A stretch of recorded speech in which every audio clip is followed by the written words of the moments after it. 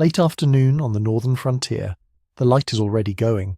Somewhere inside the stone barrack room a quern turns, that low grinding rasp that means the day is almost over and the evening is about to begin. He's not thinking about Rome. He's thinking about whether the grain is dry enough and whether there is any oil left. This is a Roman legionary, a trained killer, an instrument of empire, a man who swore an oath that effectively gave the state his body for 25 years, but right now he is just hungry. Was he a soldier who cooked, or a man who also happened to fight?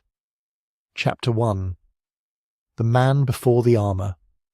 Late afternoon on the northern frontier, the light is already going, and somewhere inside the stone barrack room a quern turns. He's sitting on the ground or close to it. His back is probably against the wall. The room is small, smaller than you're imagining. Stone on 3 sides, a low doorway leading out to a narrow covered veranda, where the air is cold and smells of damp earth and old smoke. The light coming through the doorway is the flat, grey-white light of a northern afternoon in its last hour. There are no windows. There is no lamp yet. He's working mostly by feel, the way you work at something you've done so many times that your hands no longer need to consult your eyes. The tunic he's wearing is wool, undyed or close to it. A dull off-white that has absorbed weeks of use and never quite given it back. It is the kind of garment that is always slightly too warm or slightly too cold, never exactly right, and he has stopped noticing it the way you stop noticing your own clothes by mid-morning. His hands are the thing, calloused across the base of every finger, thickened at the knuckles, moving in that slow, deliberate circle, the upper stone rotating against the lower, grain feeding in through the hole at the top, flour pushing out from the edges in a fine, pale drift that settles on his knees and on the floor and on the backs of his hands. This is not a glamorous moment. It was not meant to be. Outside, somewhere across the fort, a door closes. Someone calls out in a language that might be Latin or might not be. The frontier was never as purely Roman as Rome imagined it. The sound carries, then dissolves. He does not look up. There is a clay pot near his left knee, a small ceramic jug, sealed with a cloth pressed into the neck. Some dried something, herb or leaf, or the last of something that came from somewhere else, tucked into a fold of cloth against the wall.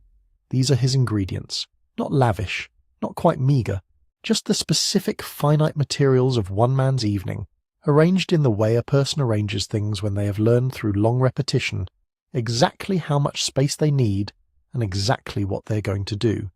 He is tired in the particular way of someone who has been physically active since before dawn, not the sharp tired of crisis or exertion, but the low, settled tired of a body that has been used steadily for many hours and is now running on the last of its reserves. The kind of tired where you move carefully, not because you are injured, but because you have learned not to waste anything. We do not know his name. We do not know where he was born. Italy, perhaps, or one of the provinces, or somewhere further east, one of the many places Rome drew men from by the 1st and 2nd centuries. We do not know how old he is, though he is probably somewhere between his early 20s and his late 30s, which is to say he is somewhere in the long middle of a commitment he made when he was barely a man. What we know is this: he is here, on the edge of the Roman world, and he is making dinner, and for this moment that is the whole of him. The armour is somewhere else in the room, stacked, or hung, or laid flat, not on his body, and that distance between the man and the thing that defines him in every painting and every film and every popular account of who he was is exactly where this story lives. To understand what he is doing tonight and why it matters, we need to understand first what it cost him to be here at all. Chapter 2. What the Empire actually asked of him.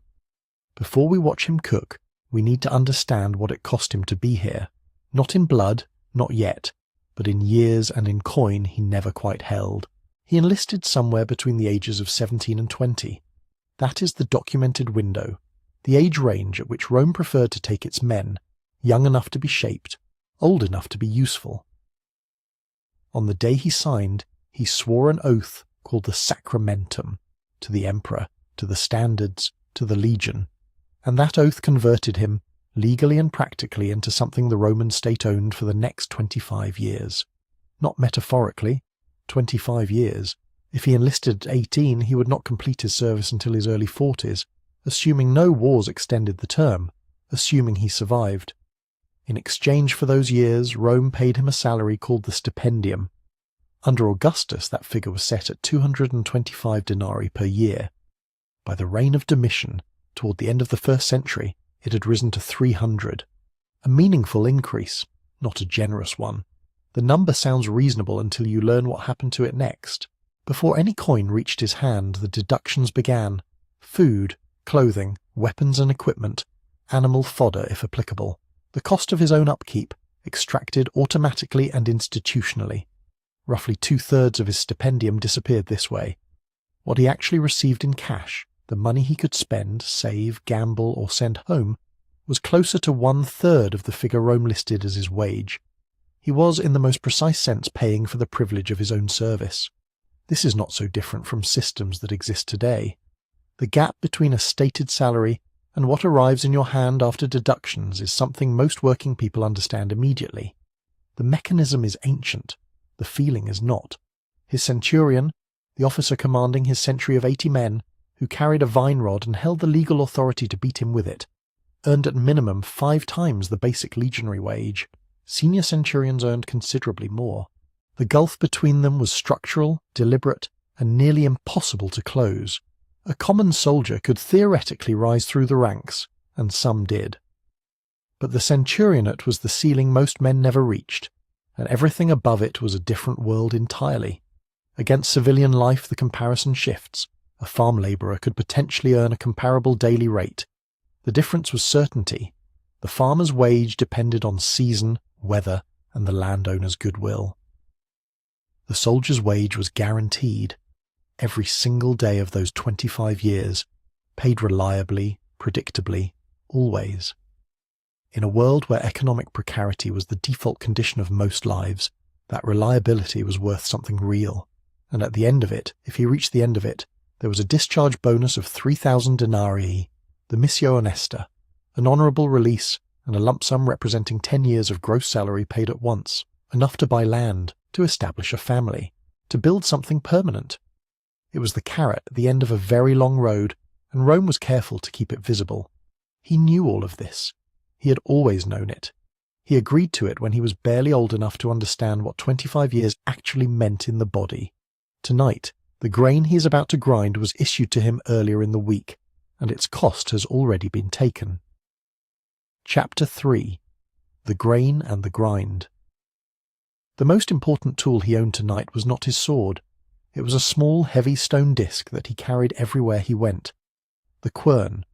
2 stones, upper and lower, fitted together with a wooden peg at the centre, so the top could rotate against the bottom. Grain fed in through a hole at the top. Flour came out from the edges. The motion was circular, continuous, and slow. Not difficult exactly, but relentless. The kind of task that asks nothing of your mind and everything of your patience. Archaeologists have found quernstones at virtually every Roman fort site ever excavated, across the length and breadth of the empire. Not occasionally, not in some locations, everywhere. Which means that every evening, in every fort, in every province from Britannia to the Danube to the edges of the Sahara, men sat down and did exactly this, turned stone against stone until they had enough flour for the night. He received his grain ration whole, unground. This was deliberate. Whole grain spoiled far more slowly than flour, and the army thought in terms of logistics first and convenience not at all. His daily ration was approximately 830 grams of grain, which sounds generous, until you understand that grain was the near totality of what he ate. The ration was structured roughly as 3 parts, grain to 1 part everything else. Oil, vinegar, a little salt, whatever vegetables or legumes were available, occasional meat, occasional cheese. The grain was not a component of the diet. It was the diet with other things arranged around its edges. Rations came in several times a week, not daily, which meant he carried food on his body, in his pack, in his kit, at almost all times. 3 days of supply approximately moving with him wherever the army sent him. The annual cost of this ration was around 60 denarii, taken automatically from his pay before he saw it, which means that the flour now drifting from the edges of his quern and settling on the floor of this barrack room was purchased in a transaction he had no direct part in. The food was his. The choice was not. There was no mess hall, no cook, No communal kitchen where a meal appeared at a fixed hour and a man simply sat down to receive it. The Roman army, organised, bureaucratic, relentlessly systematic in almost every other respect, left the actual preparation of food to the soldiers themselves. The ovens were built into the backs of the ramparts, low stone structures arranged in clusters around the fort's interior perimeter. Each contubernium, each squad of 8 men, was responsible for its own fire, its own pot, its own timing. Archaeology confirms this not just at one site, but at dozens: Dune, Elgenhaar, Vendoch, Inchtuthil, and others. The same pattern repeating across different forts, different frontiers, different decades. He would make bread, or he would make pulse, a thick wheat porridge that required nothing more than flour, water, heat, and time. Probably pulse tonight, or something close to it, because bread required more preparation, more patience, and the evening was already shortening. Into the pot might go oil if there was enough, vinegar, something green if the season allowed it, beans perhaps, dried and soaked. The archaeology of Roman military pottery confirms the vessels: coarse ceramic jars for storage and cooking, shallow dishes, small bowls, flagons for liquid. The assemblage found at fort after fort is consistent, not because soldiers were issued identical sets, but because the task was always the same, and the same task generates the same tools. Now, what was in the pot beyond the grain is where the record gets complicated. The standard account says the soldiers' diet was monotonous, grain-heavy, and largely meatless. Official ration evidence supports this, but bone evidence from frontier excavations tells a different story at some sites, and almost no story at others. At Bearston, on the Antonine Wall, excavation of the fort's drainage system found almost no animal bone, suggesting a diet that was, by the measure of what survives, almost entirely plant-based. Yet at other frontier sites, the bone assemblages suggest something considerably more varied, with evidence of cattle, sheep, pig, and game. The gap between those two pictures has not been resolved. It may reflect genuine differences between garrisons, different supply lines, different local environments, different commanding officers with different attitudes towards supplementary food. It may reflect differences in where and how bones were discarded, or it may simply reflect how incomplete our evidence is, and how much we are still reading the past through what happened to survive rather than what actually occurred. When he lifted the lid on whatever was simmering tonight, there may have been meat in it, or there may not have been. If there was, it might have come from the official ration, or from hunting, or from a trade with someone inside or outside the fort. We cannot say, and that uncertainty is not a failure of the history. It is the history, honest about its own edges. What is certain is that he ate with others, and who those others were and what that meant is a question the food alone cannot answer. Chapter 4. 8 Men and a Fire. He did not eat alone. He almost never did, and that fact changes everything about what this meal actually was. The basic unit of Roman military life was not the legion, not the century, not even the squad in any abstract organisational sense. It was the contubernium, 8 men who shared a tent on campaign and a barrack room in garrison, who pooled their rations, maintained a common fire, and ate together every evening for years, sometimes for decades. The word translates roughly as tent companionship, which understates it considerably. These were the men whose faces he saw first thing in the morning and last thing at night, whose habits he knew so precisely that he could identify each of them in the dark by sound alone. The way one of them breathed, the way another moved when he was about to say something, the particular silence of a third man when something was wrong. Rome designed this deliberately.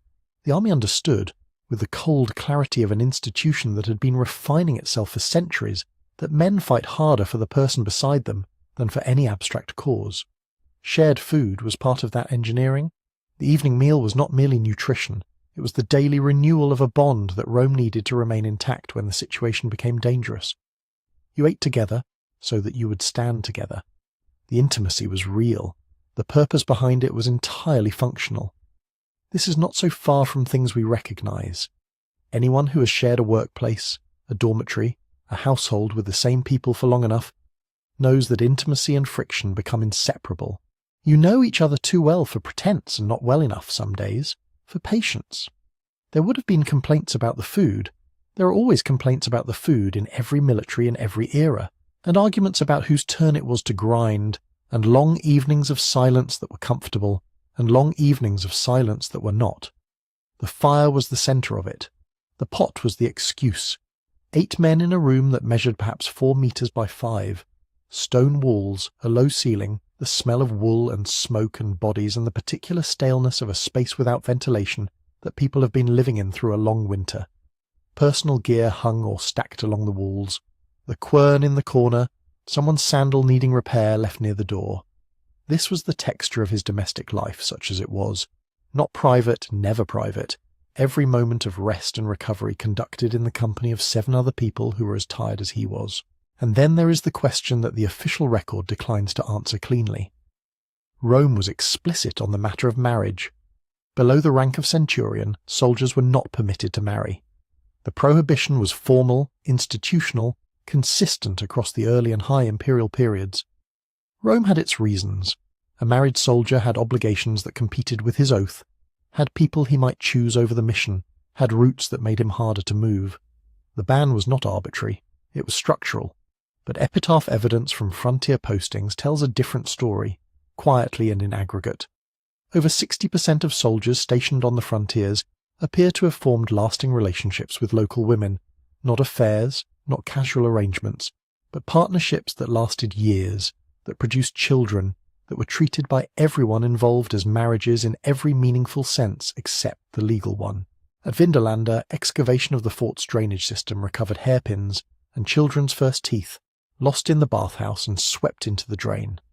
Women and children were there, not occasionally, routinely. Rome knew. Rome looked away. The unofficial family existed in the space between what the law said and what the frontier actually required of men who were posted far from everything they had come from and told to stay for 25 years. When the food was ready tonight, when the pot was lifted from the heat and the bread was broken or the porridge thickened enough to eat, who gathered around that fire is a question the record will not settle. 8 soldiers, perhaps, or 7 soldiers and a space where someone else sometimes sat, whose existence the Roman state officially declined to see. What he drank while he ate is something we know with considerably more certainty, and it opens a door into a moment in history that most people think they already understand. Chapter 5. What he drank and what it means. When he reached for something to drink tonight, he reached for something so ordinary to him that a soldier once offered it to a dying man as an act of kindness, and history has argued about that gesture ever since. The drink was posca, sour wine, wine that had turned, or been allowed to turn, mixed with water, sometimes with herbs pressed into it, sometimes with nothing at all beyond the sharpness of the vinegar and the flatness of whatever water was available at this particular fort on this particular frontier. It was not a luxury, it was not a treat, it was the ration, issued as a matter of course, drunk because it was there, and because water alone carried risks that a mildly acidic mixture did not. He drank it the way you drink something you have always drunk, without thinking about it, without tasting it particularly, the way a familiar thing becomes invisible through repetition. A serving of table wine in the Roman world, actual wine, the kind a citizen in a city might order in a tavern, cost roughly 1/16 of a denarius in the Severan period. Cheap by most measures. Posca was cheaper still because it was not purchased.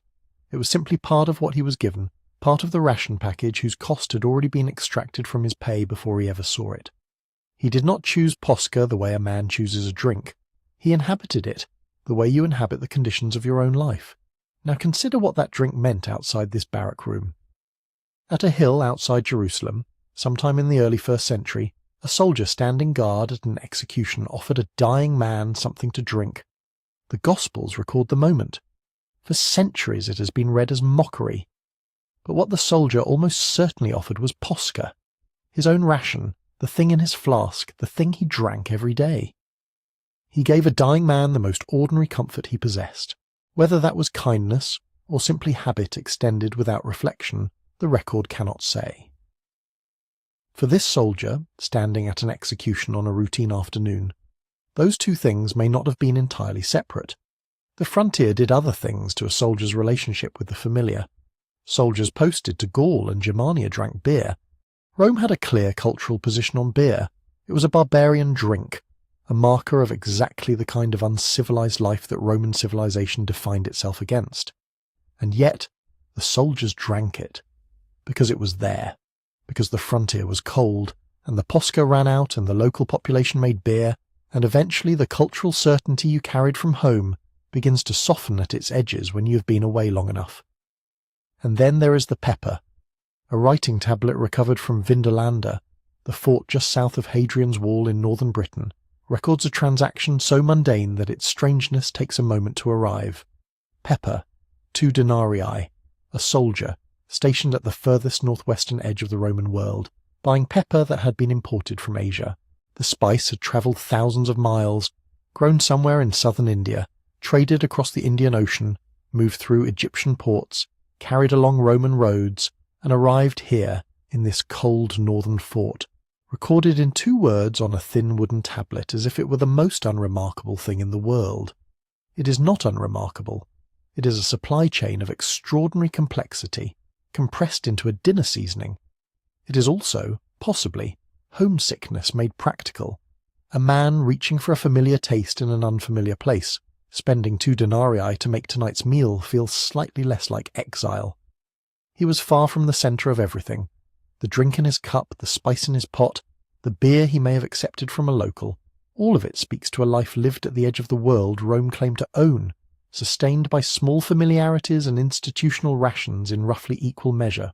What is harder to hold, and what the next chapter asks us to sit with, is how he spent the hours before this evening began, and what the daily reality of his life actually consisted of, beneath the image history has built around him.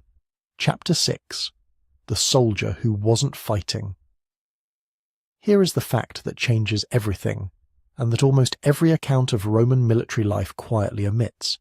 He was probably not fighting today. He was almost certainly not fighting yesterday.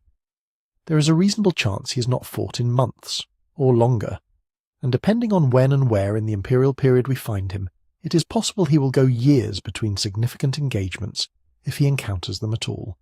Battles were rare, not occasional, rare. The Roman army was the most formidable military force the ancient Western world produced, and the overwhelming majority of the time it did not fight. It maintained, it built, it administered. It stood in place and made the empire's presence felt through sheer institutional weight, through roads and walls and patrols and the visible fact of armed men going about their daily routines in occupied territory. This morning, before the light was fully up, he was at assembly. Roll call, the receipt of the watchword from the tesserarius, the assignment of the day's duties, then drill or weapons training.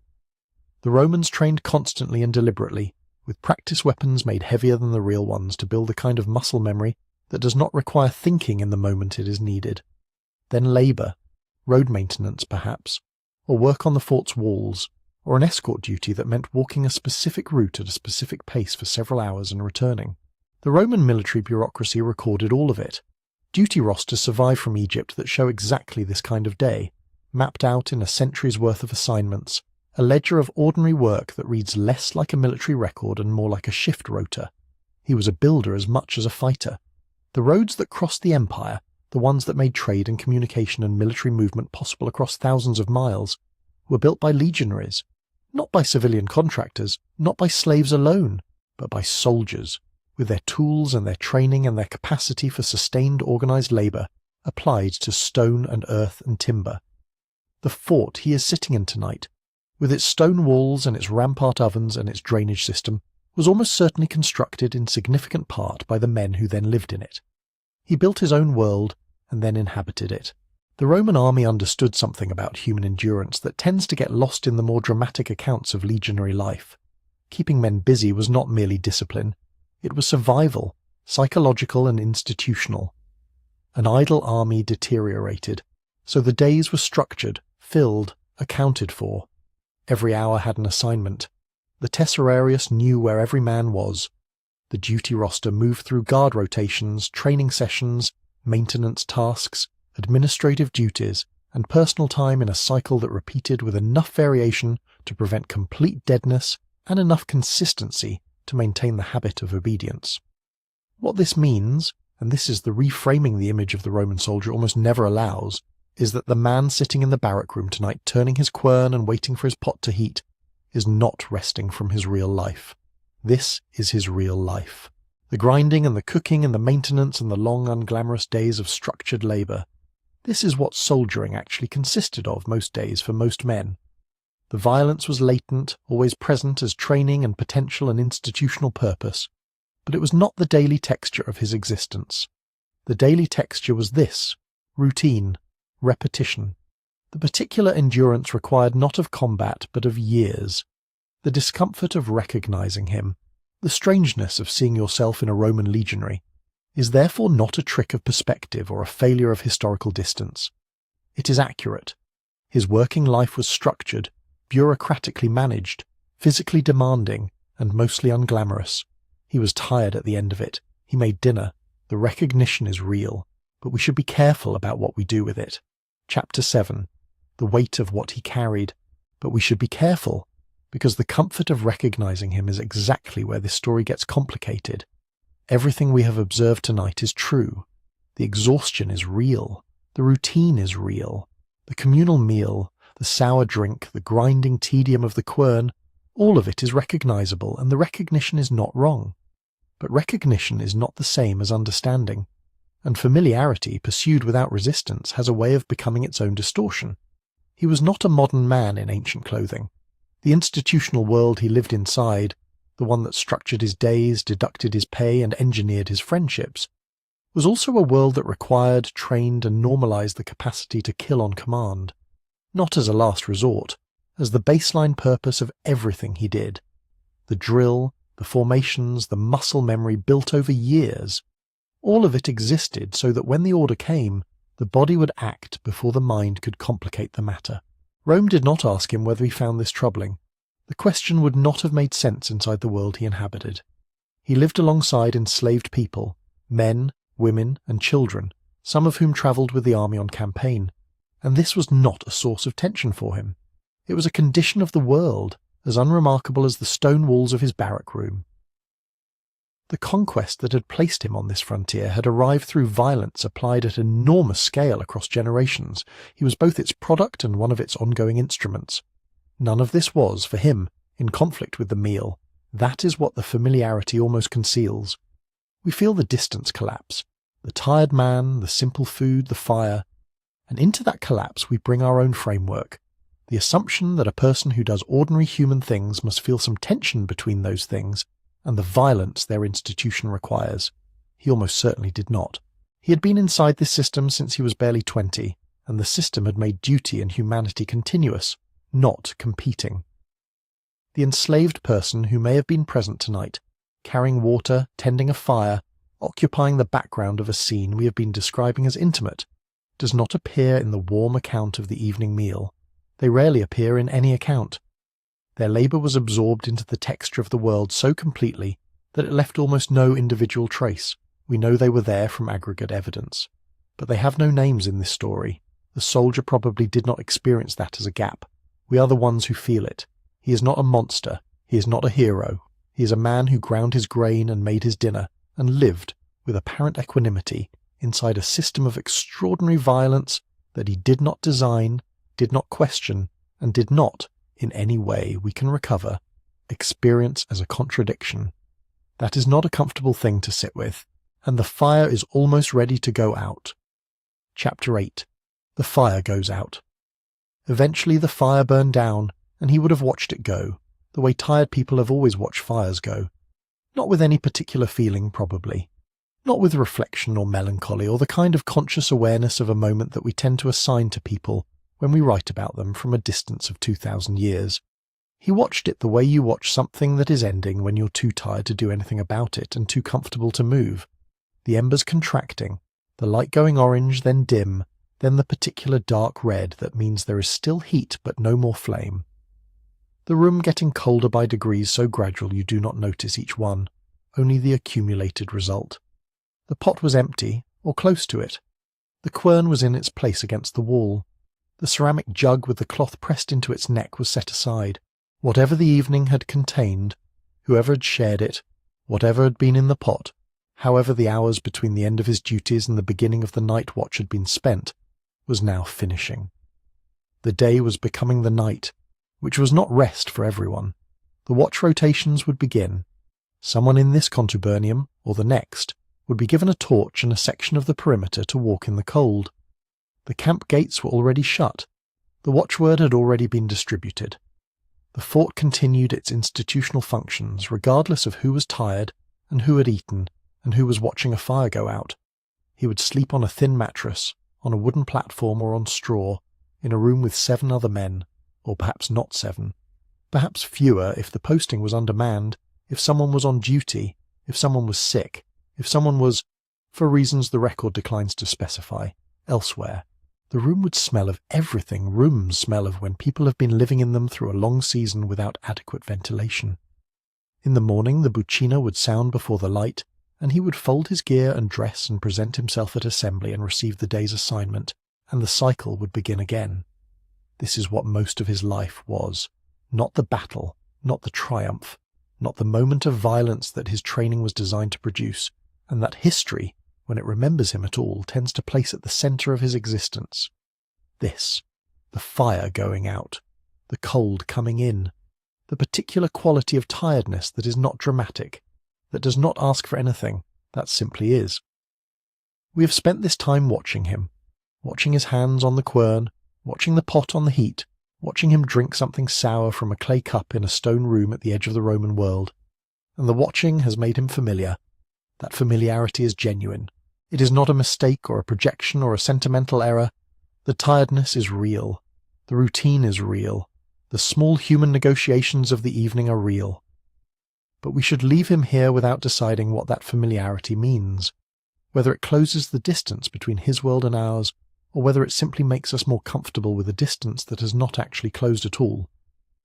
Whether recognizing the human being is a form of understanding, or whether it is a way of making the unbridgeable feel bridged, of finding ourselves in someone else's fire and calling that knowledge. He lived in his world entirely. We are watching from outside it, across an interval we cannot cross, finding things we recognize in the light of a fire that went out a very long time ago. Tomorrow morning, before the light, the buccina will sound again. He will fold his gear, he will present himself at assembly. The cycle will continue, as it did yesterday, as it will tomorrow, indifferent whether we have understood it. The question is not whether he was like us. The question is what we do with the fact that he was, and wasn't, at the same time.